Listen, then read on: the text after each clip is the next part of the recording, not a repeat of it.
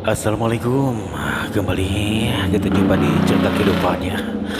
Dan insya Allah kesempatan ini saya akan melanjutkan kembali dengan sebuah cerita yang berjudulkan Gerbang Gaib Hutan Rengganis di cerita kehidupan U3.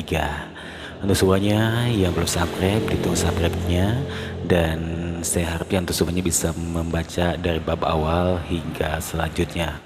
Dan juga saya ucapkan banyak terima kasih untuk penulisnya ya, Kang Dik Dik Indrajaya.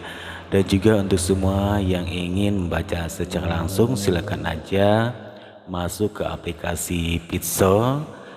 Tinggal klik aja namanya Kang Dik Dik Indrajaya.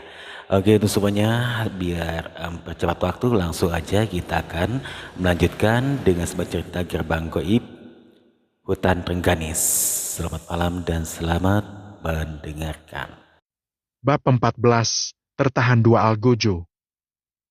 2 hari berlalu mereka tetap dengan penyamarannya. Ujo Dodi dan Sasmita sudah terbiasa dengan jeritan para korban tumbal. Penyiksaan eksekusi sudah jadi pemandangan yang biasa selama 2 hari, tidak ada tawa bahagia hanya tangisan dan ruangan rasa sakit yang mereka dengar. Pelajaran yang bisa dipetik dengan kejadian-kejadian. Yang mereka lihat adalah jangan pernah menggadaikan imanmu kepada iblis. Karena pada akhirnya tidak ada kebahagiaan yang akan didapatkan, hanya derita dan kurungan yang akan mereka hadapi, sampai akhir dari dunia ini jiwanya diperbudak oleh iblis. Sebaiknya kalian segera ke ruangan tempat kita berkumpul, ada rencana yang harus kita bicarakan. Kata Kirenggong yang berbicara kepada Sasmita dan teman-temannya. Baik, sekarang kita akan ke sana. Mereka bertiga masuk ke dalam ruangan tempat mereka berkumpul, sedangkan Kirenggong mengawasi keadaan agar tak ada yang mencurigai. Kirenggong terus mengawasi kedua algojo tersebut. Tiba-tiba mereka berdiri dan memberi aba-aba kepada seluruh budaknya untuk berlutut. Semua budak berlutut di hadapan algojo tersebut termasuk Kirenggong.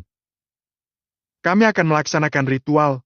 Untuk sementara waktu kalian akan diawasi oleh pengawalku. Jangan sampai terjadi hal yang tidak diinginkan. Karena kalau itu terjadi kalian akan dibinasakan dan dikurung jiwanya seperti para manusia bodoh yang sudah menjadi budak harta Ratu Rengganis. Salah seorang algojo berkata kepada seluruh budak. Mereka tidak menjawab, hanya terus berlutut sampai kedua algojo itu turun dari singgasananya dan berjalan menuju suatu tempat untuk melaksanakan ritual, sementara kursi tempat duduknya dijaga oleh manusia-manusia berkepala anjing. Setelah kedua algojo itu pergi, para budak kembali berdiri dan mengawasi lagi penjara-penjara yang diisi oleh para budak. Kirenggong berpatroli seolah-olah dia sedang melaksanakan tugasnya. Perlahan dia berjalan mendekati pintu yang usang, ruangan yang sudah diisi oleh 3 temannya. Mereka menunggu di dalam ruangan. Kriik, pintu ruangan dibuka oleh Kirenggong. Ketiga temannya sudah menunggu di dalam. "Kenapa kalian berdiri?" tanya Kirenggong. "Kami takut kalau bukan Aki yang masuk, jadi kami bersiap-siap," kata Ujo. "Ruangan ini sudah diwariskan kepadaku oleh Algojo itu, jadi tidak akan ada yang berani masuk ke sini," jawab Kirenggong. "Pantas saja kita aman 2 hari di sini," kata Dodi. "Duduklah kalian, kita akan merencanakan sesuatu," kata Kirenggong. Mereka berempat duduk melingkar. "Ada rencana apa, Ki?" Ujo bertanya kepada Kirenggong. "Iya, Ki, apa rencananya? Aku sudah muak dengan keadaan di sini. Sungguh kekejian yang selalu aku lihat selama ada di sini." Dodi yang merasa begitu tidak nyaman selama berada di sana. Kedua algojo itu telah pergi dari kursinya. Mereka akan beritual di suatu tempat namanya Cisanggian. Jalannya ada di ujung ruang tahanan ini, nanti ada pintu masuklah ke sana. Tapi ingat, kita harus hati-hati karena banyak budak di sana yang berjaga. Jangan sampai ketahuan, kata Kirenggong kepada mereka bertiga. "Bagaimana caranya, Ki? Sedangkan penjaga itu banyak, tidak mungkin kita bisa luput dari pengawasannya," Sasmita yang mulai ragu dengan situasi. "Begini, nanti kalian bertiga berjalanlah ke sana seolah-olah berjaga. Jumlah mereka di ujung pasti ada 5 sampai 6 orang. Kalau kalian ke sana pasti sebagian dari mereka akan pergi ke tempat lain untuk mengawasi penjara yang lain. Lagi pula ujung ruangan ini rada sedikit berbelok dan penerangan di sana sangatlah suram. Ketika jumlah kalian sama, atau bahkan lebih sedikit, Ketika mereka dan Seret masuk ke balik pintu, aku akan memastikan semua aman di sini, kata Ki Renggong. Tikam pakai apa Ki? Aku tidak punya senjata, aku hanya mengambil pakaian ini tapi tidak dengan senjatanya, jawab Dodi. Pakailah ini. Ki Renggong mengambil sebuah kotak kayu dan membukanya. Isinya sepasang pisau yang sangat tajam. Pisau ini pemberian dari Sang Prabu, yang kebetulan aku bawa saat aku terjebak di sini. Sang Prabu pernah berkata, jika pisau ini ditusukkan kepada manusia yang mempunyai ilmu kanuragan, seketika ilmu manusia tersebut akan hilang. Ki Renggong menjelaskan semua kepada Dodi dan Ujo. Kalau pisau ini berkekuatan seperti itu, kenapa Aki tidak menusuk Algojo itu saat mereka lengah? Kata Dodi. Kamu jangan gegabah. Coba kamu pikir berapa jumlah mereka sementara Aki sendiri, dan Algojo itu selalu dikawal oleh beberapa pengawalnya. Apa kau bisa melakukannya, Dodi? Ki Renggong yang sedikit kesal kepada Dodi. Hei, maaf Ki. Aku juga gak kepikiran kalau keadaannya seperti itu, jawab Dodi sambil menggaruk kepalanya. Sudahlah, waktu kita tidak banyak. Raden, kamu ambil satu, Dodi kamu satu, dan segeralah ke sana. Ki Renggong memberikan sepasang pisau itu kepada Dodi dan Ujo. Mereka bertiga keluar dan kembali berjaga. Mereka bertiga menuju ujung dari ruangan tahanan tersebut, dan benar saja ada 8 orang terlihat samar-samar. Dodi, Ujo, dan Sasmita berbaur kepada mereka. Mereka melihat kiri kanan, melihat dengan bengis kepada tahanan yang ada di dalam penjara. 4 dari mereka pergi dan berjalan menuju penjara yang berada di tengah. Di ujung lorong penjara terdapat 7 orang, lebih tepatnya 4 lawan 3. Bagaimana Sasmita? Tanya Ujo. Tidak ada waktu, Raden. Aku 2 kalian masing-masing 1. Suara Sasmita yang sengaja sedikit dikeraskan. Bicara apa kalian, ha? Tanya salah seorang penjaga. Mulai Sasmita memberi kode kepada Ujo dan Dodi. Serit-serit dengan cepat Sasmita menyabetkan goloknya ke leher 2 penjaga, dan seketika itu kedua kepala itu jatuh ke lantai. Dengan sigap Ujo dan Dodi melompat kepada kedua penjaga lainnya dan membekapnya lalu menusukkan pisau ke jantungnya, dan terbukti omongan Ki Renggong pisau itu berguna. Ki Renggong yang menyaksikan dari jarak yang tidak terlalu jauh segera mendekat kepada ketiga temannya. Cepat bawa ke balik pintu itu dan kalian berjalanlah sampai ujung dari gua ini. Baik Ki, ketiga orang itu menggusur 4 mayat budak Ratu Rengganis dan memasuki pintu yang ada di ujung ruangan tersebut. Awas kalian jangan sampai ada yang memberitahu kejadian ini kepada penjaga lain. Kalian masih punya harapan untuk bebas, orang-orang itu yang akan menghancurkan Ratu Rengganis. Ucap Ki Renggong kepada para tahanan yang melihat kejadian tersebut. Hei, ada apa ribut di ujung sana, teriak salah seorang budak. Ki Renggong memutar otaknya agar tidak ketahuan. Ketika para penjaga lain menghampiri ke arah Ki Renggong yang samar-samar terlihat karena memang ujung penjara ini lebih gelap daripada yang berada di tengah atau di dekat singgasana Algojo. Jebret-jebret, makanlah bodoh, jangan sampai kau kurus dan aku akan mendapat hukuman dari Ratu Rengganis. Ki Renggong memukulkan tongkatnya ke besi jeruji penjara, seolah-olah dia sedang memarahi tahanan. Ada apa, Pak Tua? Tanya salah seorang budak. Lihatlah si bodoh itu, dia tidak menghabiskan makanannya. Ki Renggong yang menunjuk salah satu wadah yang masih tersisa makanan di dalamnya. Salah satu penjaga itu mengeluarkan golok dan menodong orang yang menghadap ke wadah. Habiskan atau aku siksa kamu, teriak penjaga tersebut. Ki Renggong tersenyum karena idenya berhasil mengelabui para penjaga atau budak Ratu Rengganis. Mereka tidak ada yang mencurigai telah terjadi sesuatu di sana. Sudahlah, biar di sini aku yang urus, kalian pergilah ke depan sebagian. Jangan sampai si kepala anjing penjaga kursi marah karena penjaga semua ada di sini. Perintah Ki Renggong. Baiklah Pak Tua, aku akan ke depan lagi. Yang di belakang cukup 4 orang saja dengan Pak Tua. Si budak jagoan itu memerintah teman-teman yang lain. Ujo, Dodi, dan Sasmita kini berada di lorong balik pintu. Mereka berjalan terus menyusuri lorong tersebut, hingga sampailah pada ujungnya ada pintu besi dengan ukiran kepala buaya di tengahnya. Ujo, Dodi, dan Sasmita mendorong sekuat tenaga dan terbukalah. Ternyata itu adalah ujung yang lain dari gua yang berada di kaki bukit.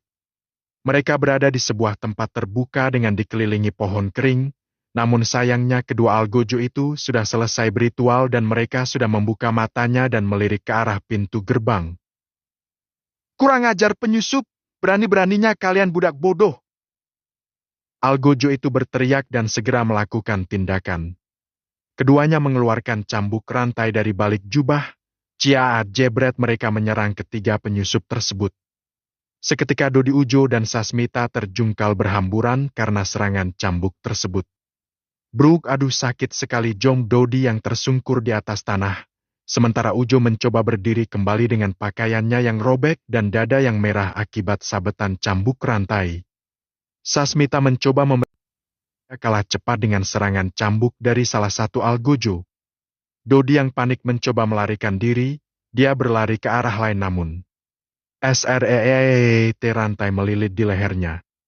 Arg Dodi yang sekuat tenaga membuka lilitan rantai di lehernya namun usahanya sia-sia.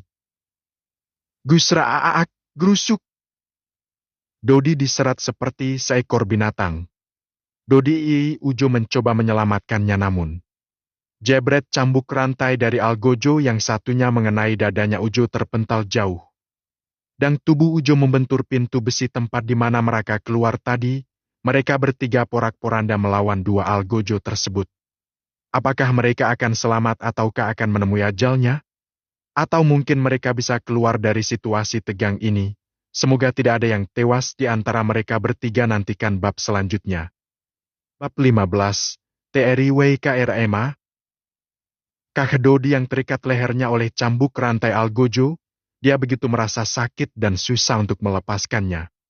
Serut algojo itu menggusur tubuh Dodi. Ujo bangun dan berlari mengejar Dodi yang diseret algojo itu, namun satu algojo lagi mencambukkan rantainya ke arah Ujo, tapi tiba-tiba cerang Sasmita berhasil menahan serangan algojo yang akan mencambuk Ujo. Selamatkan dia Kang Raden, aku akan menghadapi yang ini. Kita pecah jadi dua arah. Perintah Sasmita kepada Ujo. Baiklah kalau begitu Ujo berlari mengejar Dodi yang diseret menjauh oleh algojo tersebut. Hei kau hadapi aku makhluk jelek, teriak Sasmita kepada satu algojo yang siap untuk bertarung. Sasmita bertarung dengan satu algojo, dia mencoba terus bertahan dari serangan-serangannya. Sementara Ujo berusaha mengejar yang satunya, Ujo teringat ada sebilah pisau yang masih terselip di pinggangnya. Dia berlari sangat kencang dan melompat ke arah algojo yang menyeret Dodi. Ciaat krep pisau itu tertancap di punggungnya. Tiba-tiba rantai yang mencekik Ujo longgar dan Dodi bisa melepaskan diri. Kurang ajar, benda apa ini? Algojo itu begitu jengkel dan mencabut pisau yang menancap di punggung, yang lebih tepatnya tertancap di sejengkal di bawah bahu. Pisau terkutuk, akan kuhancurkan kau, cerak pisau itu diijaknya dan patah jadi dua. Kamu tidak apa-apa, dan Ujo yang coba membangunkan Dodi. Uhuk, aku tidak apa-apa Jo, aku hanya sedikit sesak. Dodi yang mencoba berdiri. Posisi sekarang adalah 2 lawan 1. Kurang ajar, ciaat algojo itu memecutkan cambuk rantai tersebut, tapi Ujo dan Dodi berhasil menghindarinya. Dan serangan dia jadi lemah, kita bisa melawan. Gerakannya melambat Jo, kita bisa menghindarinya. Jawab Dodi. Serangan demi serangan dilakukan algojo tersebut namun Ujo dan Dodi bisa menghindarinya. Ketika algojo itu terus menyerang, Ujo memperhatikan bekas luka pisau yang ia tancapkan di punggungnya seperti mengeluarkan asap hitam. Aku tahu, Dodi, mana pisau dari Kirenggong? Ujo meminta kepada Dodi pisau yang satunya lagi. Ini Jo, tangkap Dodi melempar pisaunya ke arah Ujo. Ujo menangkap pisau itu. Dan pancing dia terus, aku akan mencoba mendekatinya, pinta Ujo kepada Dodi. Tiba-tiba saja Dodi berlari menjauhi Ujo, dan algojo itu mengejarnya. Ujo tidak tinggal diam, dia terus mencoba mendekatinya. Ciaat, Ujo melompat menyerang algojo itu, namun algojo itu menendangnya. Bruk, rasakan itu cecunguk. Dia berhasil menendang Ujo. Matilah kau dasar manusia pengganggu, cambuk rantainya kembali diangkat dan akan diarahkan kepada Ujo yang masih tersungkur namun.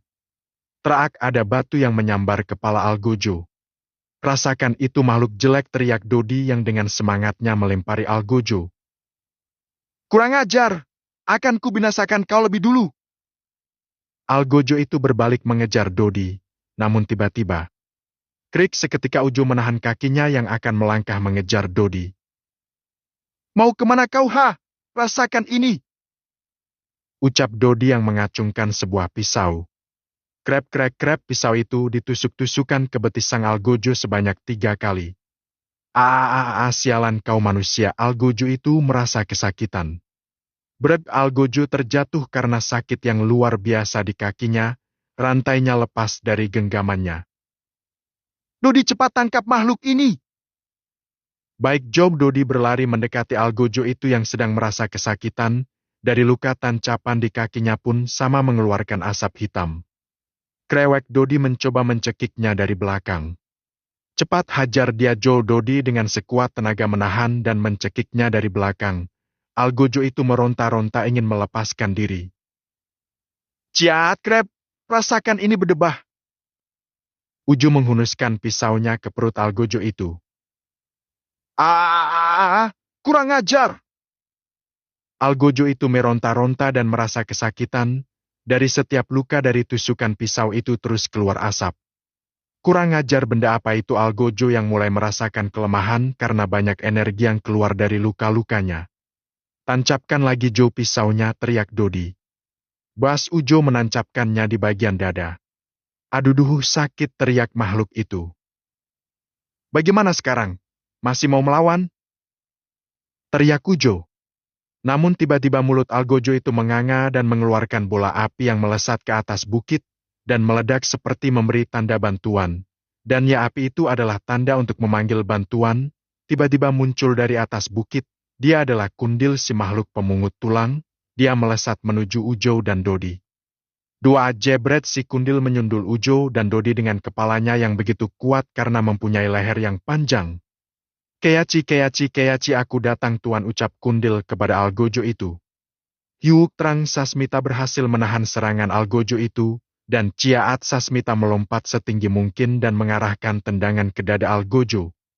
Duak, suaranya begitu keras, namun Algojo itu hanya mundur 1 langkah. Rasakan ini, jebret! Serangan cambuk rantai mengenai dada Sasmita, dia terpental jauh. Awas, kau, akan kubinasakan kau, ucap Sasmita. Dia menempelkan golok ke jidatnya lalu membacakan sebuah mantra, dan golok itu menyala terang. Sasmita melepaskan golok itu dan dia melesat sendiri. Buat dia tak berdaya ajar, padang, teriak Sasmita kepada goloknya. Golok itu berputar-putar mengelilingi Algojo yang menjadi lawan Sasmita, dan seketika, seriit, golok itu menggores pipi sang Algojo. Kurang ajar, teriak Algojo itu. Seketika golok itu kembali kepada Sasmita. Rasakan ini, teriak Algojo itu lagi. Dia memutarkan cambuknya dan memecutkan cambuk rantainya ke arah Sasmita. Namun serangannya sangat kuat sehingga Sasmita terlilit oleh rantai itu, dan rantai itu seperti mengalirkan listrik dan percikan-percikan seperti petir. Argi, kurang ajar, sakit sekali ini. Sasmita yang terlilit rantai mulai meronta-ronta. Dia diserat menuju ke tengah tanah yang lapang dan bruk dia dilemparkan ke tanah oleh Algojo tersebut. Sasmita tersungkur dan sangat lemas meskipun rantainya telah terlepas. Bruk Dodi dan Ujo yang dilemparkan dari arah lain oleh Algojo yang terluka dan dibantu si Kundil. Mereka bertiga dikumpulkan di tengah tanah yang lapang dan ketiganya tidak bisa memberikan perlawanan. Kakang Manggala, habisi saja mereka, lihatlah dia melukaiku dan membuatku jadi lemah. Ucap Algojo yang ditusuk oleh Ujo. Iya, Tuan Manggala, habisi saja, aku ingin mencicipi daging dari manusia-manusia sialan ini. Keaci, ucap Kundil yang menimpali. Jangan terburu-buru, Manggali, kita akan tanya mereka suruhan siapa mereka dan kenapa bisa sampai di Jagal Pati, ucap Manggala kepada adiknya Manggali. Ternyata kedua Algojo itu adalah saudara kembar Manggala dan Manggali. Manggala mendekat kepada Ujo yang masih terbaring lemas karena kehabisan tenaga, sedangkan Dodi sepertinya sudah tidak mampu berbuat apa-apa. Manggala menjambak rambut Ujo dan memaksanya untuk berdiri. Bangun kau, sialan! Siapa yang menyuruhmu kemari? Manggala membentak Ujo sambil menjambak rambutnya. Ujo yang pasrah dengan wajah lebam akibat siksaan dari Manggali dan Kundil hanya melebarkan senyumnya, seolah-olah dia meledek Manggala.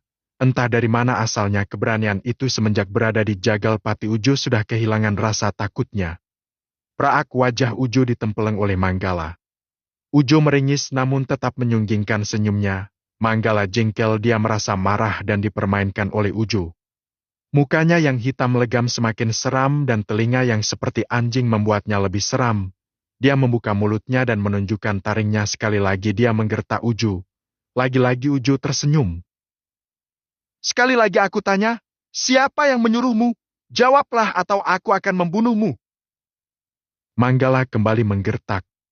Cuhih, ludah Ujo lompat ke wajah Manggala. Seketika Manggala semakin marah, emosinya memuncak. Kurang ajar, akan kubunuh kau, berdebah, teriak Manggala. Seketika itu juga Ujo dihempaskan ke tanah.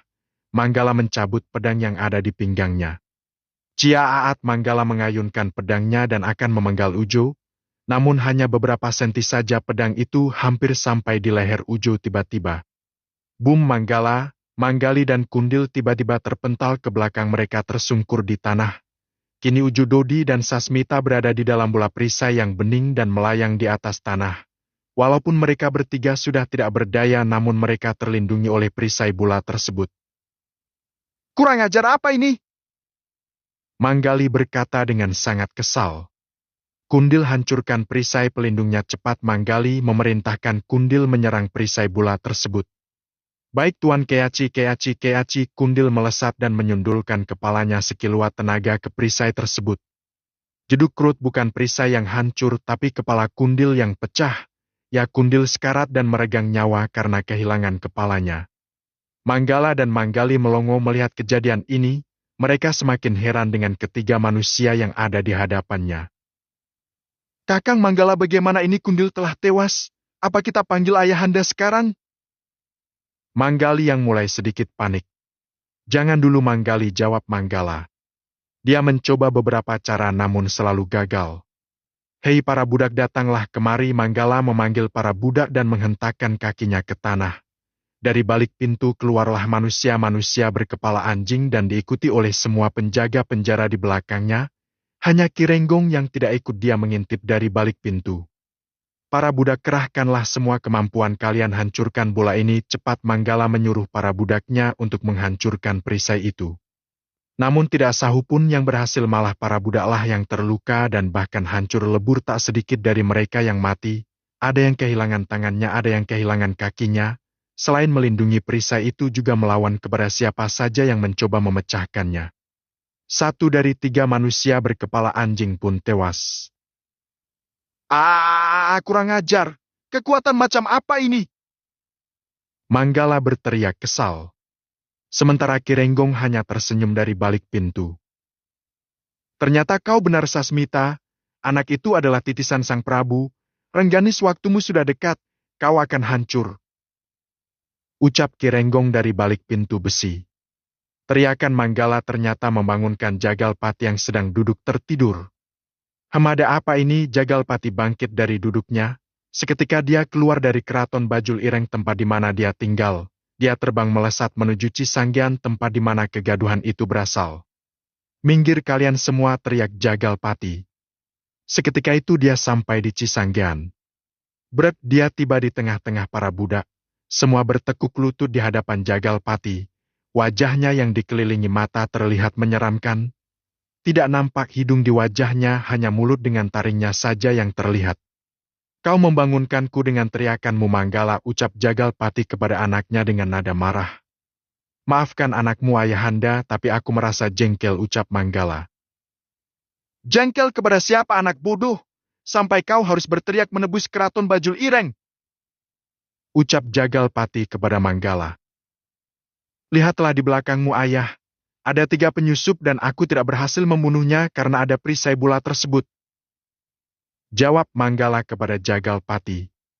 Jagalpati tidak melirik karena memang dia sudah melihatnya, karena tanpa menoleh pun matanya ada di mana-mana, bahkan sampai ke belakang kepalanya terdapat mata. Aku tahu siapa mereka, Manggala. Orang ini yang lolos dari tangkapanku di hutan. Dia diselamatkan oleh Sadili tetua dari wilayah Batu Onklo. Jawab Jagalpati dengan suara yang menggelegar. Jadi mereka suruhan Sadeli si tua bangka itu? Manggali mencoba bertanya kepada Jagalpati. Jagalpati membalikan badannya menghadap perisai bola yang di dalamnya terdapat 3 manusia. Perisai ini adalah bebenteng Taji Turangga, kalian tidak akan mampu membukanya. Jagalpati yang memberitahu kepada anak-anaknya. Lalu apa yang harus kita lakukan ayahanda? Manggala mencoba bertanya kepada Jagalpati. Hanya ada satu cara menghilangkan perisai ini, dia akan hilang kalau berada di tempat paling gelap. Jagalpati kepada anaknya Manggala. Di manakah itu ayahanda? Tanya Manggali. Kalian mundurlah, Jagalpati menyuruh anak-anaknya dan para budak mundur. Wah, Jagalpati berteriak sekuat tenaga, lalu tubuhnya membesar perlahan, tingginya mulai bertambah terus dan terus bertambah besar. Saking besarnya bukit penjara pun terlewati oleh Jagalpati. Dia menggunakan Aji TRWKR Ema merubah dirinya menjadi raksasa. Celaka mereka dalam bahaya, ucap Kirenggong yang menyaksikan di balik pintu. Manggala, Manggali dan para budak setiaku, perisai ini akan kumakan dan kumasukkan ke dalam perutku. Aku akan mengadakan sayembara. Setelah aku memakannya, kalian masuklah ke dalam perutku dan berlombalah di dalam gelapnya perutku. Bunuh mereka bertiga dalam waktu 1 putaran matahari. Ketika waktunya sudah habis akan aku keluarkan kalian. Barang siapa yang bisa membawa kepala mereka, maka dia akan aku berikan kekuasaan di keraton Giring Wesia, itu keraton tertinggi kedua setelah Bajul Ireng di alam Jagalpati. Huahahaha. Jagalpati berbicara kepada budak-budaknya dan kedua anaknya sambil tertawa. Jagalpati menyedot perisai itu ke dalam mulutnya. Dengan sekali telan perisai itu sudah ada di dalam perutnya. Berbarislah kalian, aku akan menyedot kalian ke dalam perutku. Perintah Jagalpati kepada anak-anaknya dan para budaknya yang masih tersisa. Mendengar pernyataan itu, Kirenggong segera mengendap-endap dan ikut di barisan para budak. Kesempatan bagus, aku bisa ikut dan mencoba membantu mereka, ucap Kirenggong. Keraton itu harus jadi milikku kakang, ucap Manggali kepada kakeknya Manggala. Haha, belum tentu adikku, kita lihat nanti siapa yang lebih cepat di dalam perut ayahanda. Jagalpati Manggala yang menyatakan siap bersaing dengan adiknya. Semua sudah berbaris dan seketika itu. Jagalpati menyedut mereka masuk ke dalam perutnya, termasuk Kirenggong yang ikut terbawa ke dalam perut Jagalpati. Entah apa yang akan terjadi kepada mereka bertiga. Dengan keadaan gelap gulita mereka harus bertahan hidup. Bahkan ada para budak yang siap memburunya. Perjalanan Ujo yang hanya ingin memuaskan rasa penasaran berubah menjadi sangat menyeramkan. Semoga saja dia bisa selamat, karena untuk menuju keraton Ratu Rengganis masih amat jauh.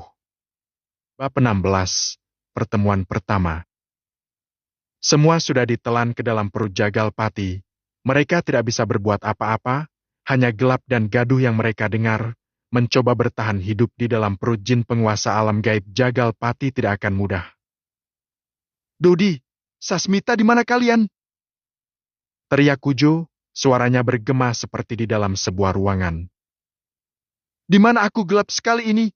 Apa aku sudah mati? Adakah malaikat yang akan menghampiriku? Ujo terus berbicara kepada diri sendiri. Serak-serak-serak terdengar suara kaki berjalan. Siapa itu? Ujo bertanya kepada suara yang mendekat. Hahaha, kau sudah dekat rupanya. Diamlah di situ, akan ku penggal kepalamu. Manggala yang mencoba terus mendekati asal suara Ujo. Sialan, desis Ujo, yang kemudian merunduk dan berjalan merangkak agar tidak bersuara. Sementara di bagian perut yang lain sedang terjadi kegaduhan. Gelap sekali ini, aku tidak bisa melihat apa-apa, kata salah seorang budak. Hei, jangan berisik, dasar budak bodoh, teriak Manggali. Sementara Kirenggong duduk dan memejamkan matanya. Dia melapalkan sesuatu, dan seketika ilmunya berfungsi, dia bisa melihat dan mengenali seseorang di dalam gelap. Di situ rupanya Kirenggong yang melihat dari jarak agak kejauhan kepada Dodi dan Sasmita yang sedang duduk kebingungan karena tidak bisa melihat apapun. Perlahan dia mendekati Sasmita dan Dodi, melewati beberapa budak yang sedang kebingungan karena saking gelapnya tempat itu. dan sampailah dia di tempat di mana Sasmita dan Dodi berada. Krui Ki Renggong membekap Sasmita. "Ini aku Ki Renggong, jangan bersuara," kata Ki Renggong yang berbisik kepada telinga Sasmita. Ki Renggong melepaskan bekapannya. "Ini di mana, Ki?" tanya Sasmita. "Ini di dalam perut Jagalpati, kamu harus hati-hati, kalian bertiga sedang diburu." Ki Renggong yang menjelaskan dengan pelan kepada Sasmita. "Sekarang peganglah pundakku, ikuti aku," kata Ki Renggong yang menyuruh Sasmita mengikutinya. Ki Renggong menghampiri Dodi yang masih melirik ke kanan dan ke kiri, terkadang dia mengucek matanya. Tapi untunglah saking takutnya dia tidak bersuara sama sekali. "Huf, Dodi, ini aku Ki Renggong, ikuti aku, kamu jangan sampai bersuara, Sasmita sudah berada denganku, kita akan cari Raden," ucap Ki Renggong kepada Dodi. "Baiklah Ki," Dodi mengerti apa yang dikatakan Ki Renggong. "Berpegangan saja kepada tangan Sasmita," perintah Ki Renggong. Mereka bertiga berjalan saling berpegangan. Ki Renggong dengan sangat hati-hati dia terus berjalan mencari tempat yang agak kosong dan jauh dari para budak yang memburu teman-temannya itu. "Sepertinya di sini aman, mereka sedang kebingungan memburu kalian. Tapi ingat, tetap kalian tidak boleh bersuara terlalu keras," perintah Ki Renggong kepada Sasmita dan Dodi. "Ki Ujo di mana?" tanya Dodi. "Aku juga sedang mencarinya. Dalam pandanganku sepertinya dia ada di sebelah kiri dari tempat kita ini," jawab Ki Renggong sambil terus mengedarkan pandangannya. "Ayo Ki, lihat lagi yang jelas," Sasmita meminta Ki Renggong untuk mencarinya lagi. "Celaka dia berdekatan dengan Manggala," ucap Ki Renggong. "Selamatkan dia Ki," Dodi memohon kepada Ki Renggong. "Kalian diam di sini, jangan bersuara, saling berpegang satu sama lain, aku akan ke sana menyelamatkannya," kata Ki Renggong. Dodi dan Sasmita berjongkok dan saling berpegangan satu sama lain tanpa saling bertanya sedikit pun, sementara Ki Renggong berjalan ke arah Ujo yang sangat berdekatan dengan Manggala. Ki Renggong mengendap-endap mendekati Ujo yang sedang merangkak. Tidak terlalu sulit bagi Ki Renggong untuk membekap dan menarik Ujo. "Sestit, ini aku Ki Renggong, ikut denganku, jangan bersuara," perintah Ki Renggong kepada Ujo. Ujo menurut dan berpegang kepada Ki Renggong dan mengikutinya. Tidak berapa lama dia sampai di tempat Sasmita dan Dodi. "Kalian aman di sini, pelankan suara kalian," perintah Ki Renggong. "Jo, kamu tidak apa-apa?" tanya Dodi pelan. "Aku baik-baik saja," dan jawab Ujo. "Ki, bagaimana ini? Apa kita bisa keluar dari sini?" tanya Sasmita. "Kita akan keluar dari sini ketika sudah 1 hari," jawab Ki Renggong dengan nada pelan. "Lalu kenapa mereka ikut masuk ke dalam sini, dan kenapa Aki juga ada di sini?" tanya Dodi kepada Ki Renggong. "Jagalpati memerintahkan kepada semua budak untuk memburu kalian di dalam perutnya, karena hanya dengan menelan kalian maka perisai yang melindungi kalian akan hilang. Begitulah ceritanya kenapa kami ada di sini," jawab Ki Renggong. "Kita dalam bahaya Ki, Manggala dan Manggali mempunyai kemampuan penciuman yang kuat, mereka akan menemukan kita," Sasmita yang mencoba menerangkan kepada Ki Renggong. "Sebentar, aku akan lihat dulu," Ki Renggong mencoba menajamkan penglihatannya kembali. Dan ya, benar saja, Manggala dan Manggali mencoba menyusuri jalan yang tadi Ki Renggong lewati bersama Ujo. Perlahan, tapi pasti selangkah demi selangkah mereka menuju posisi di mana mereka diam. Aku akan menemukan kalian, hehehe," Manggala menajamkan penciumannya sambil terus berjalan. Jeduk, seorang budak menabraknya. Ciaat, seringi seketika Manggala menebas leher budak itu dan mengendus kepala yang sudah buntung. "Sialan, ini bukan dia," teriak Manggala sambil melemparkan kepala budak tersebut. Aku punya akal." Sasmita, tiba-tiba saja Ki Renggong bersuara. "Bagaimana Ki?" tanya Sasmita. "Sekarang kalian bertiga saling berpegangan, jangan ada yang bersuara. Sasmita, kamu di depan, peganglah pundakku. Dodi, kamu di tengah, dan Raden, kamu di belakang berpegangan kepada Dodi. Ingat, jangan bersuara," perintah Ki Renggong kepada mereka. Ki Renggong berjalan berputar-putar diikuti mereka bertiga. Mereka berjalan masuk kepada kerumunan budak. yang sedang berkumpul dan kebingungan karena tidak bisa berjalan saling gelapnya. Setiap gundukan budak pasti dilewati Ki Renggang dan mereka bertiga. Di dalam pikiran Sasmita banyak pertanyaan namun dia hanya menurut saja apa yang Ki Renggong perintah. Setelah sekian lama mereka berputar akhirnya mereka berhenti di tempat yang tidak ada siapa-siapa. "Berjongkoklah kalian, kita tunggu sebentar di sini," kata Ki Renggong. "Barusan kita ngapain, Ki?" tanya Ujo. "Tenanglah Raden, ini pasti berhasil," jawab Ki Renggong. Mereka tidak bertanya lagi, hanya diam menunggu perintah. Dan apa yang direncanakan Ki Renggong berhasil. Manggala dan Manggali terus menyusuri mereka dengan penciumannya mengendus setiap jejak yang dilewati oleh Ujo dan teman-temannya. Sesekali dia menabrak kerumunan para budak dan menebasnya dengan membabi buta. Namun selalu salah dia, bukan Ujo melainkan para budaknya. Terus-menerus kejadian itu terjadi sehingga Manggala dan Manggali kesal. "Kurang ajar, di mana kalian bersembunyi?" teriak Manggala. "Kakang tenanglah, sepertinya di antara mereka bertiga ada yang punya kemampuan melihat di dalam kegelapan. Kita dipermainkan, Kakang." Manggali yang mulai sadar mereka sedang dipermainkan. "Manggali, tidak ada cara lain, kita harus membinasakan semua yang ada di hadapan kita. Semakin sedikit jumlah kita di sini, semakin mudah kita akan menemukannya." Manggala mencoba memberikan saran kepada adiknya. "Benar juga, Kakang," jawab Manggali. Para budak yang masih tersisa merasa takut karena merak berbalik posisi, yang tadinya memburu Ujo dan kawan-kawan sekarang mereka diburu oleh tuannya sendiri. "Celaka ini, aku tidak akan percaya siapapun di sini.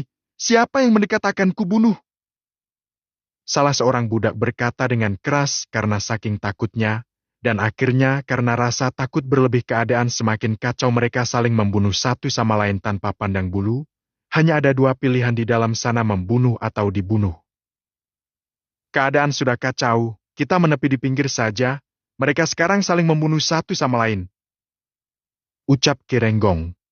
Ada-ada saja akalnya nih aki-aki Dodi yang berbisik ke telinga Ujo. "Ya ada, tapi sampai kapan kita sembunyi? Lambat lain kita akan ketahuan," jawab Ujo. "Makanya Kang Raden dan Kang Dodi jangan sampai terpisah atau berjauhan, itu bisa berbahaya," kata Sasmita. Jumlah mereka semakin berkurang, dari puluhan jumlahnya kini hanya sisa 13 orang, dua di antaranya Manggala dan Manggali. Sungguh kekacauan yang sangat hebat, kata Ki Renggong. "Tetap saja Ki, kita tidak bisa melihatnya, ini gelapnya kebangetan," kata Dodi kepada Ki Renggong. Mereka bertahan di tepian dinding perut dari jagal pati yang menjadi raksasa dan menelan semua yang ada di hadapannya. "Sasmita, kamu berkonsentrasilah, jumlah mereka sudah 8 orang, panggil golokmu sekarang," kata Ki Renggong. "Tapi Ki, apa golokku ada di sini?" tanya Sasmita. "Ya, dia di sini, aku melihatnya tersedut ke dalam mulut jagal pati," kata Ki Renggong. "Baiklah kalau begitu," Sasmita mulai duduk bersila. "Kalian diamlah di sebelah kiri atau di belakangku, karena golokku akan datang ke genggaman tangan kananku," perintah Sasmita kepada 3 rekannya. Mereka berbaris di belakang Sasmita sambil berpegangan satu sama lain. Sungguh gelapnya di dalam perut jagal pati ini. Nyiying klip seketika golok ajar padang sudah berada di tangan kanan Sasmita.